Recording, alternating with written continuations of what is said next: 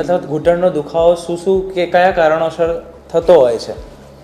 તો ઘણીવાર ઘૂંટણના દુખાવા માટે સ્પોર્ટ્સ ઇન્જરી જે છે એના લીધે પણ ઘૂંટણનો દુખાવો થાય છે, અને ઉંમરના લીધે જ્યારે હાડકાં પોચા પડી જાય એના લીધે પણ ઘૂંટણનો દુખાવો થતા હોય છે. એને માટે માર્કેટમાં અલગ અલગ ટ્રીટમેન્ટ્સ અવેલેબલ છે, જેમાં એન્ટી ઇન્ફ્લેમેટરી મેડિસિન્સ જેનાથી ઘૂંટણનો દુખાવો ઓછો કરી શકાય છે, પ્લસ આઈસ પેક્સ જેનાથી ઓછો કરી શકાય છે ઘૂંટણનો દુખાવો.